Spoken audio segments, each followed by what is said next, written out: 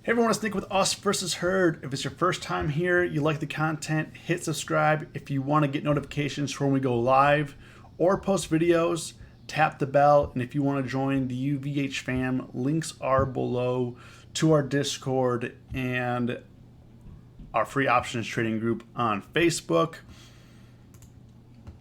If you're here right now, say what up. What's going on, Jeff? Just getting things going here. Drinking some iced tea. But yeah, today I want to talk about getting back to break even if you're day trading, if you're having some losses during the day. So we're gonna get to that. We're gonna be talking about the Fed, some of the stuff that's going on this week, and let's see here was take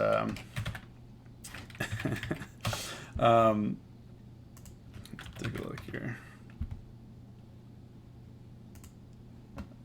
I think Trump was just blowing up Twitter today.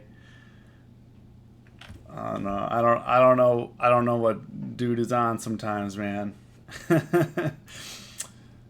Yo, TK, what's going on? Arctic Wolf, Clint, how you guys doing? If you made money today, comment got paid. If you lost money today, comment learned a lesson. I'm going to go through my trades here. We'll be talking about news, and I'll be talking about what's going on this week.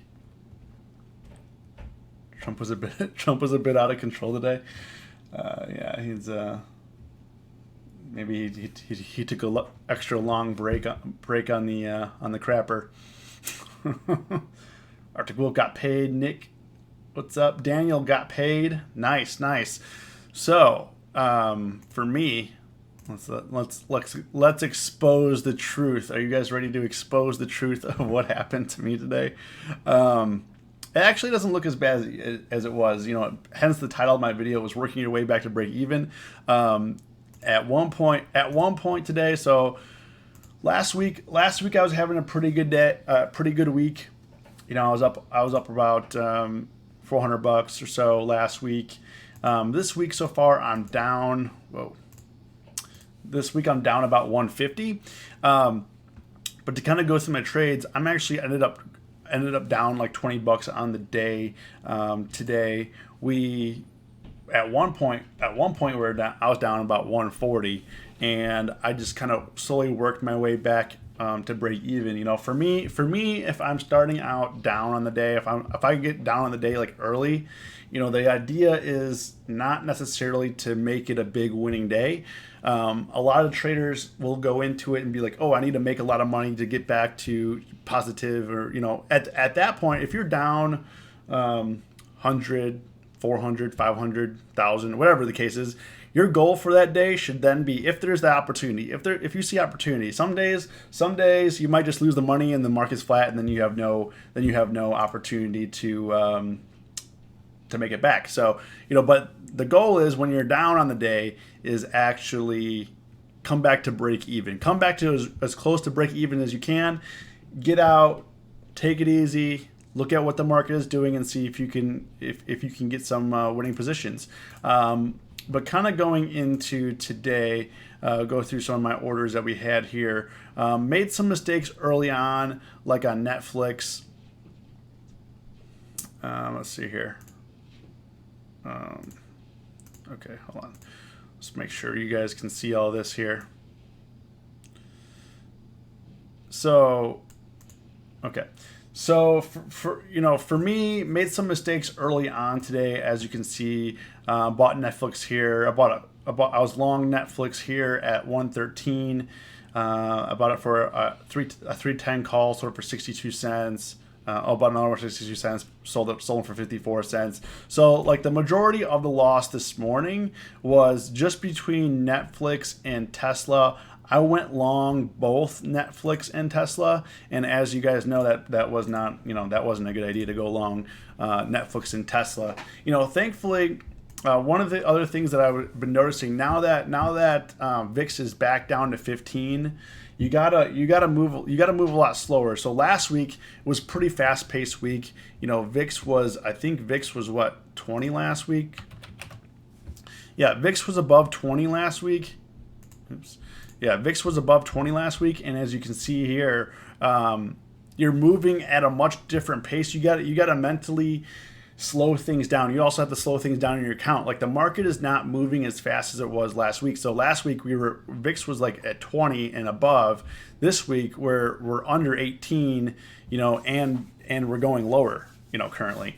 So when that's the case, when you gotta kind of remind yourself the market is not always constant. It's not going to always be the same all the time. I mean, luckily there was some volatility here. Made some nice money last week. We were kind of getting in and out of trades, and you're able to make money quickly.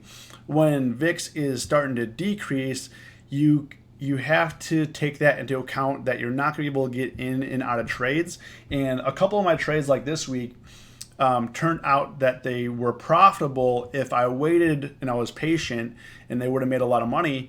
But instead, I took a like $30 loss, $50 loss, came out, and because I was under the mentality, you gotta check yourself. You got to keep going back and looking at the VIX, looking at what's going on with the market. Last week we were in and out a lot of trades, and we were able to make money quickly. This week, getting in and out of trades is not necessarily beneficial because you're leaving money on the table when the stock is flat. Your premium is getting crushed, which means you're going to lose some money. But that being said, for me, when the VIX is lower like this, I have to basically calm the F down.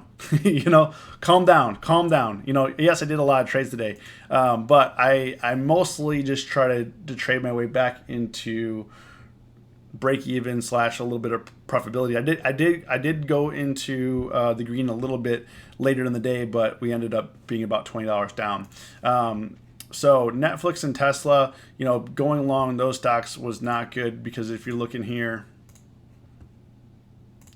the reason why I was going long here is because on Tesla, I thought we were going to have maybe a quick bounce to like 224, 225 area, but that bounce here that failed, so that's when I cut losses down in here, and then I didn't put another trade on here. Yesterday, I actually had the 225 puts, and that's what I was talking about. Yesterday, I had the 225 puts on Tesla, and I cut them for a loss when they would have been up major cash today.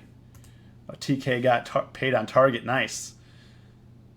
Yeah, Tesla. So the news on Tesla, I didn't actually think it was that bad. I mean, it was not good. Walmart is suing Tesla for solar panels catching fire at like 7 of their stores, and I didn't think the news was that bad. And actually, it wasn't reacting that bad. I just thought it was kind of lagging, but mid-afternoon that just dropped from 222 down to 218.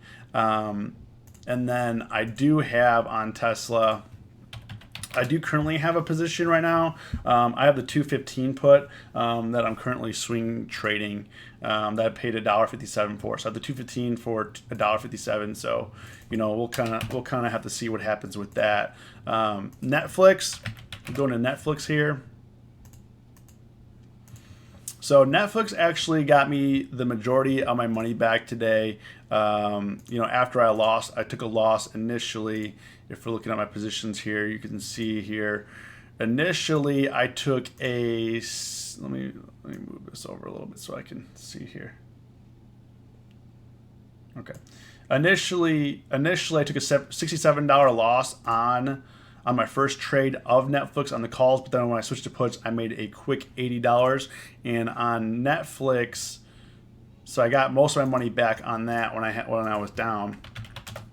Netflix, PB, what's going on? The good old gamer got paid on SPY swing trade from yesterday. Yeah, I mean, we'll talk about the Fed. A good old gamer. We'll talk about the Fed in a little bit here.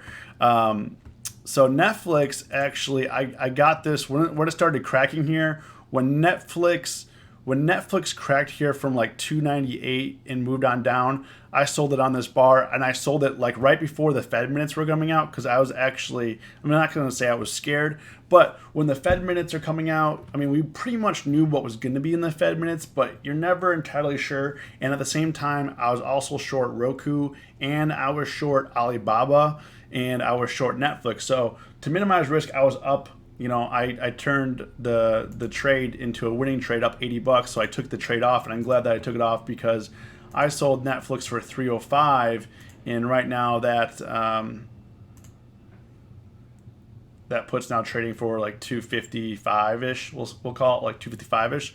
So that's why in this market it's important to take your gains, because that would have been I would have only made like $20, $30, which still would have been fine. Which still would have been fine. I do think, in my opinion at this point, if you're looking at Netflix, I do think it looks like it wants to trend lower. Like it just makes a lower high here. So here's a high here. Here's some highs up in here like 315. Here's like 310. So, when the market was strong today and yesterday, Netflix just crapped the bed. It couldn't do anything. It just couldn't go on there.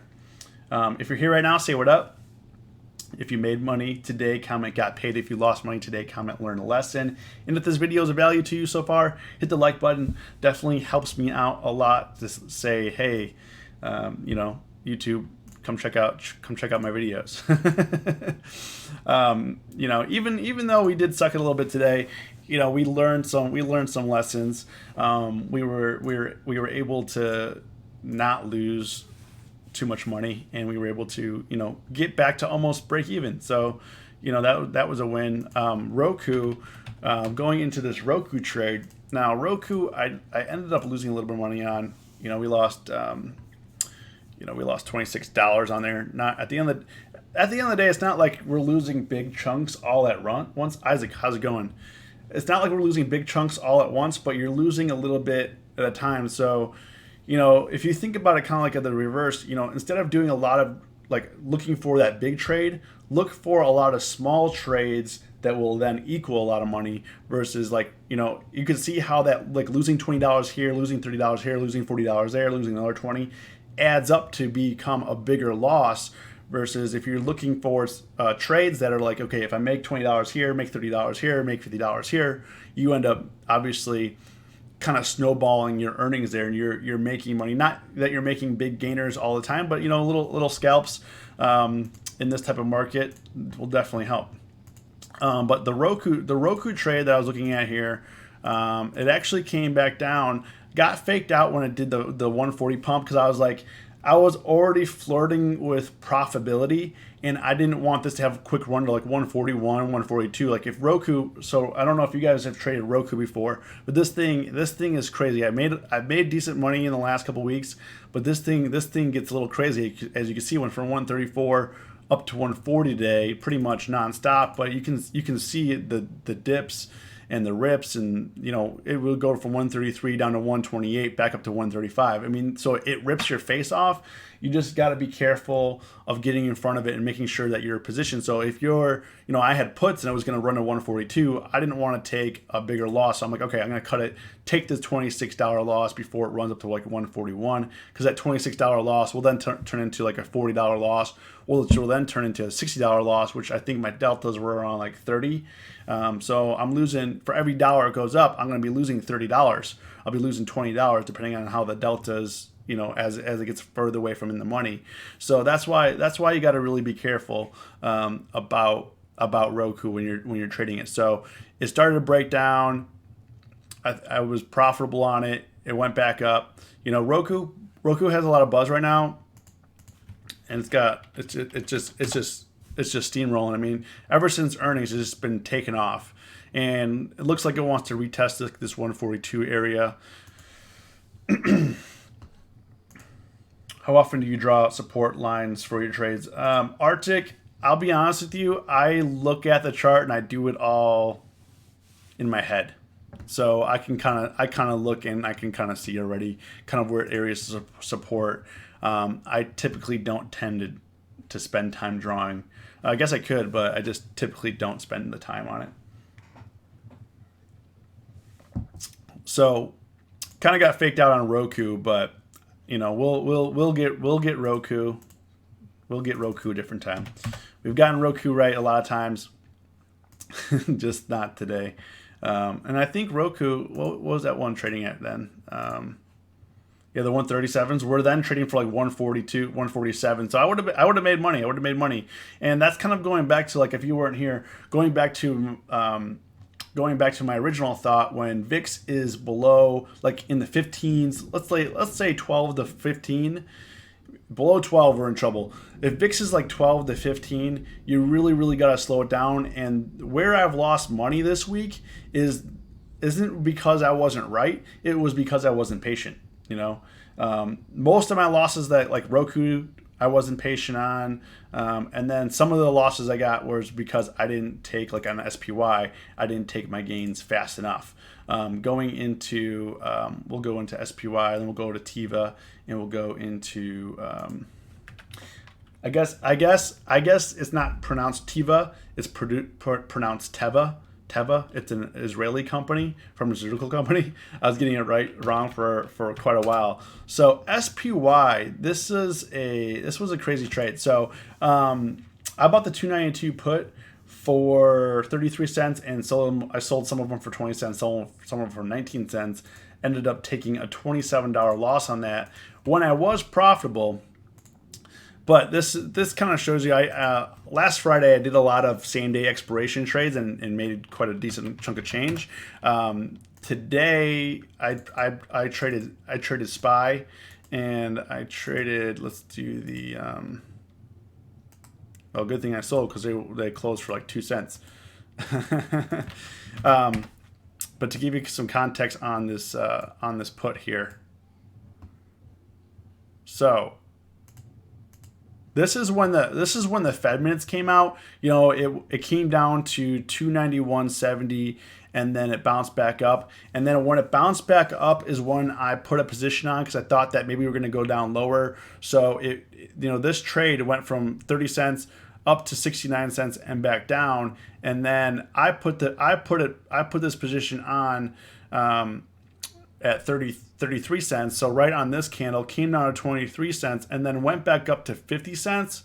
And that's when I should have taken the trade off. So when it kind of tapped this area again down here is when I should have taken the trade off. I thought it was going to continue lower, but obviously didn't. So then when I noticed that it wasn't going to, that's when I cut losses.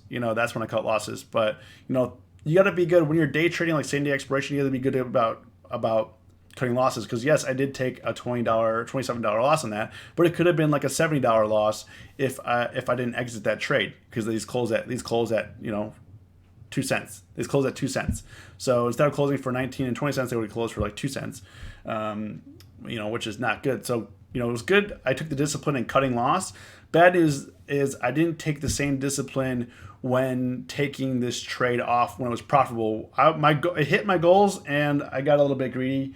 And that's when you get greedy is when you lose money. Essentially, this is a good example. When you get greedy is when you lose money. That's all I have to say about that. And then Alibaba put a trade on. I didn't close it yet, so I have this. I have the 175 put for $1.25. Alibaba, I actually bought this earlier in the week as well. This 175 put, and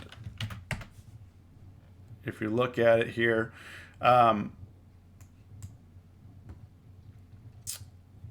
it pretty much can't. It's pretty much been range bound. Today it went from 63 cents up to $1.61. I'm currently up on that position $31. I bought it for $1.25 and it closed at like 161. So we'll see. The one thing that I thought about interesting was Alibaba. Even though the market was continuing higher, it kept giving up its gains and it just kept going lower and lower and lower. When it broke down in here is when I put that trade on, and then it just continued lower. And then it did break 175 before bouncing up before close. So it did hit, right below 175 and came back to 175.24 at close. But I think that the Chinese stocks, this thing's been running and it did have quite a few upgrades. But if you're looking at the chart here, is trying to tap this area of like the 179 area and just having some difficulties. I mean, it had a nice run from 160. We did make some decent money up in here in this little run here. I mean, it's not a little run; it's pretty big, almost $20. But you have to take a notice of the chart here. It's getting up to this area. On this Dow was up 320, S&Ps were up over 1%. I mean, and it couldn't do anything, you know. It just kept going lower, lower, lower. Even though stocks were bouncing, stocks were rebounding, S&Ps were rebounding. This was not. This was not. So, and I think it has a lot to do about the tariffs and China right now.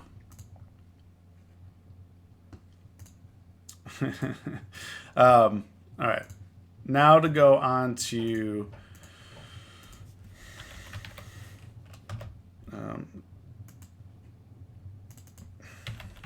Teva. Okay, so here's the deal with Teva. Teva is a pharmaceutical company. They make like EpiPens and stuff like that. What is interesting over the last couple of days, I've been looking at trading it because it came down a lot. They've had a lot of bad press, but you know, they've gone from $6 up to $7.50. I was looking a couple of days ago, and I was looking at the seven call, and on that, if we're looking at the 7 call at the time when I was looking at it, they were about I think they were going for like 7 cents at the time. So I was looking at it a couple days ago when it was like in here, it was like 7 cents.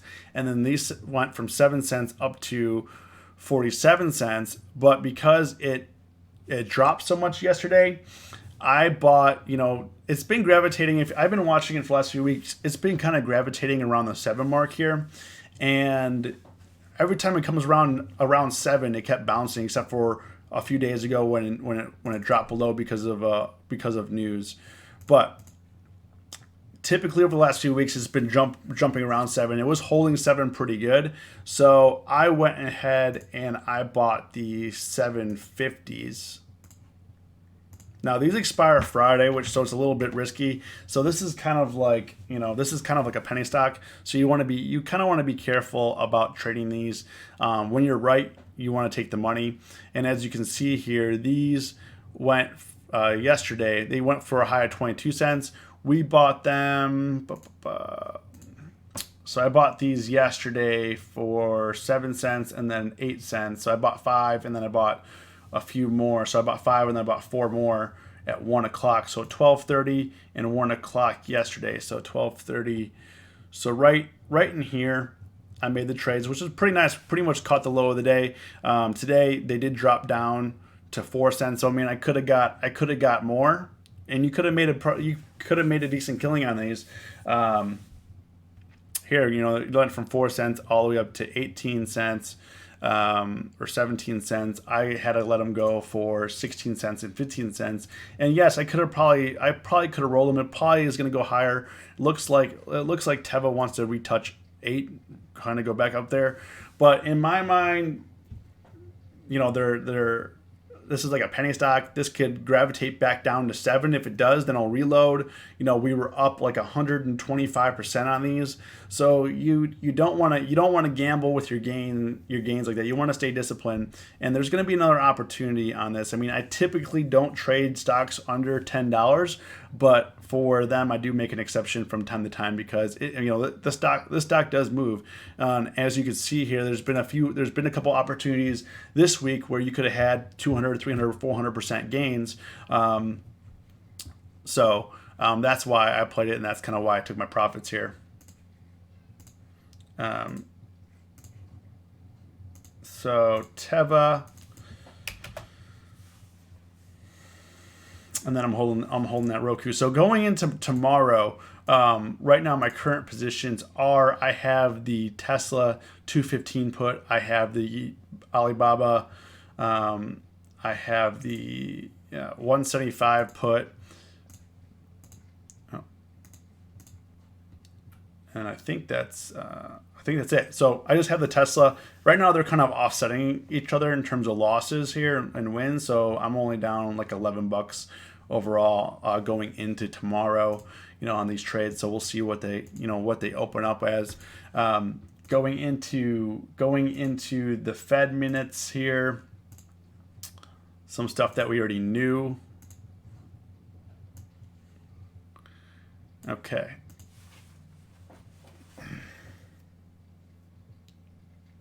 Sorry, my phone's blowing me up.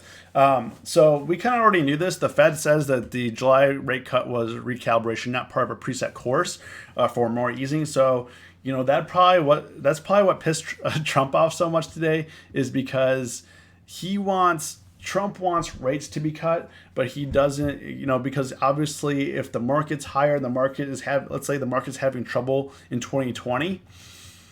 If the market's having trouble in 2020, his reelection chances, he's been putting all his eggs in one basket and essentially writing that, because the economy is good, you're going to reelect me. But that the way that's going to backfire potentially is if the economy is bad in 2020 because we're having these problems, and it could ruin his chances for re-election. And I think today, I'm just kind of going back on my notifications here, because it says yield curve briefly inverts again, with the 2-year Treasury yield topping the 10-year rate. So the yield curve inverted again today briefly. It's not still inverted, but looks like it keeps bouncing. So the question is it going to keep retesting? Are the bond rates going to keep retesting? This yield curve going to retest, and are we going to bounce from here, or are we going to drop further?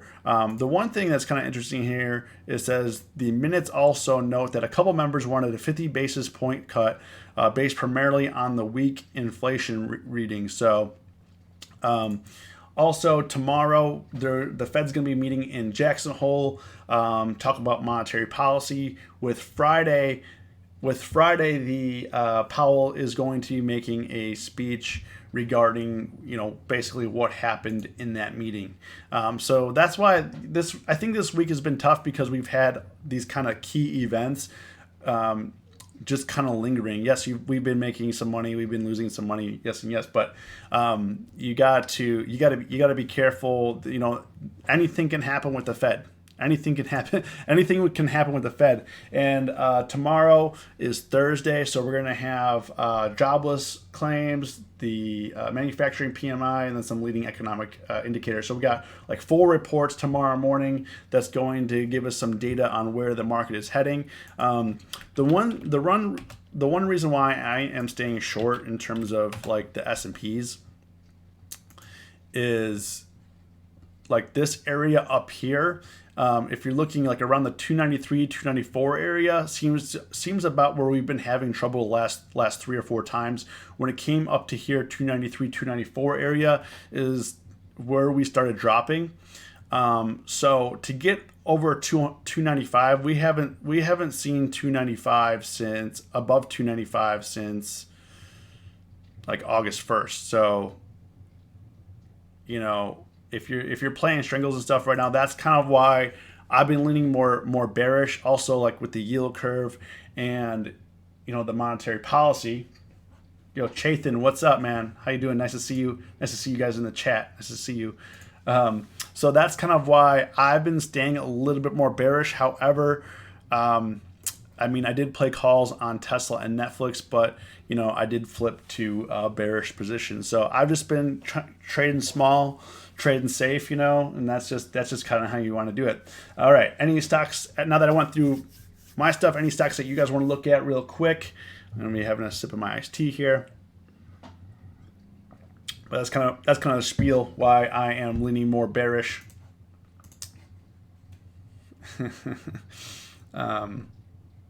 Nordstrom. The one thing is like Target. I know some people that play Target. I know some people in the chat played Target, and this is just unheard of. I was thinking about playing Target earnings, and I talked about it with a buddy of mine, but it's the ones you don't do. These calls are up like 3,000%, 2,000%, 1,000%. So after Walmart earning, they thought they were going to do good, but I just didn't think it was going to go up 20%. Target doesn't do that. Target does not do that. If you look at the chart here, that's like never happened. I don't think Target's ever moved 20%. JWN, Bradley, what's going on? I know Nordstrom's just beat earnings. Let's see if we can. Okay. Here we are. Nordstrom's, which is kind of surprising because Macy's just got ripped apart on their earnings. PB, I'm going to talk about Uber and Lyft. Thanks for reminding me. Nordstrom's was interesting because Macy's reported such terrible earnings. I mean, Nordstrom delivered adjusted earnings per share 90 cents versus 75 cents. Revenue fell short though. Company surged on better than expected profit. So, which is good. I mean, if retailers are struggling, if you're looking at any retail stocks right now, they're all doing very poor. But you have to understand, I think like Nordstrom, like Target versus Walmart, Nordstrom and Macy's cater to an entirely different demographic. And Nordstrom's, I don't know if you've ever shopped there, but it's more upscale, it's more personalized, and there's actually service.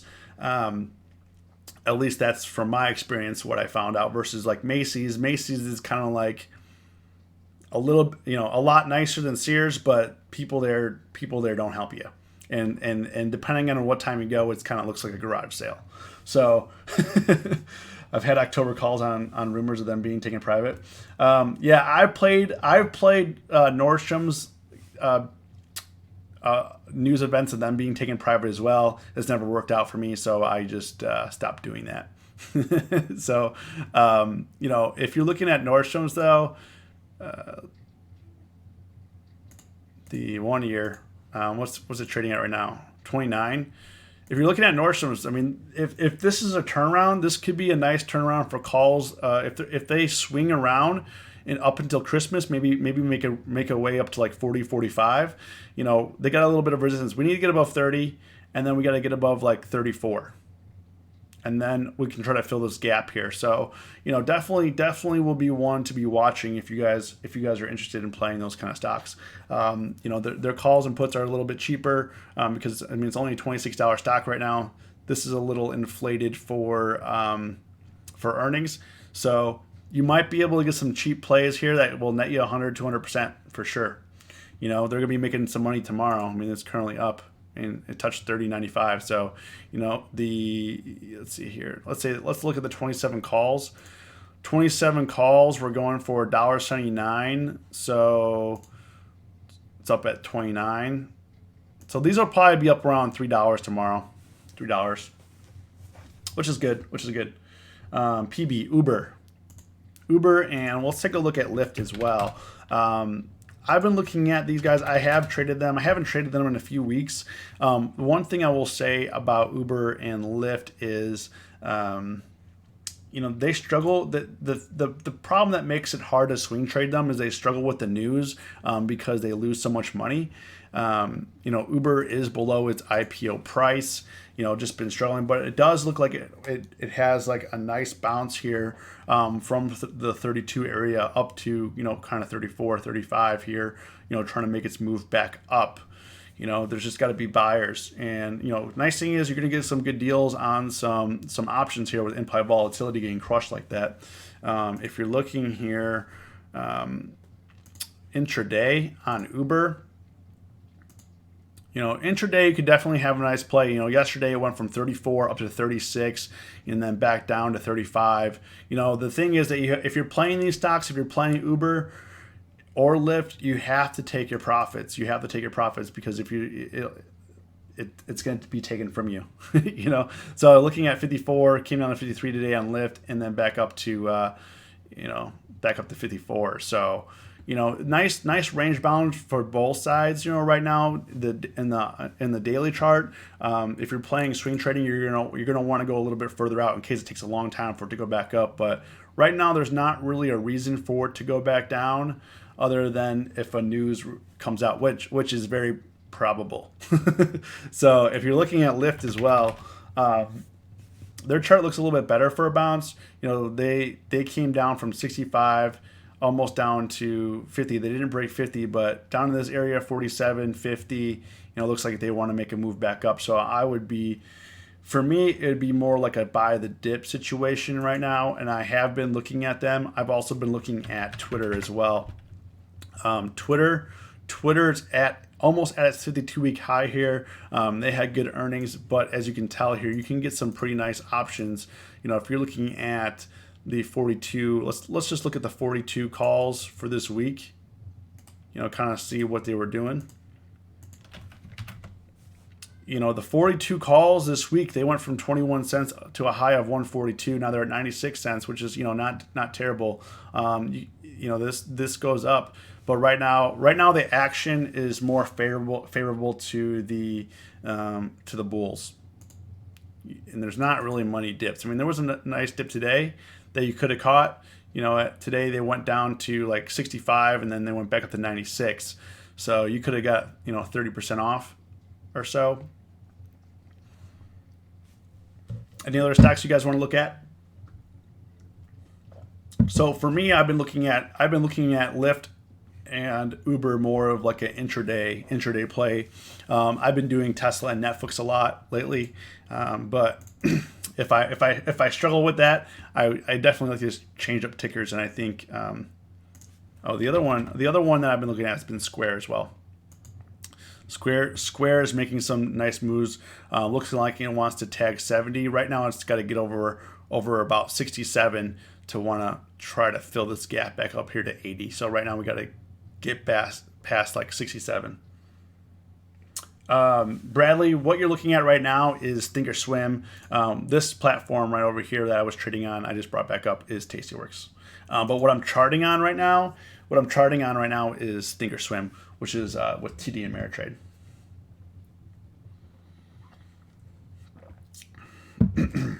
So, hope that answers your guys' questions.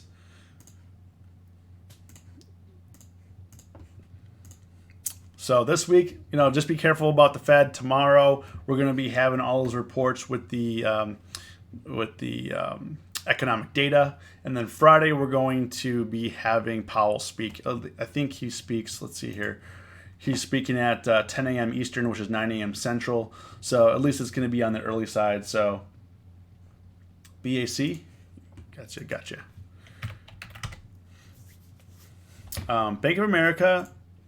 If you're kind of looking right here, if the interest rates are going down, you're going to start seeing these kind of go back down. These could revisit back down to 26, but as you can see here, if you're looking at like the 26 area, this is a nice bounce range for Bank of America.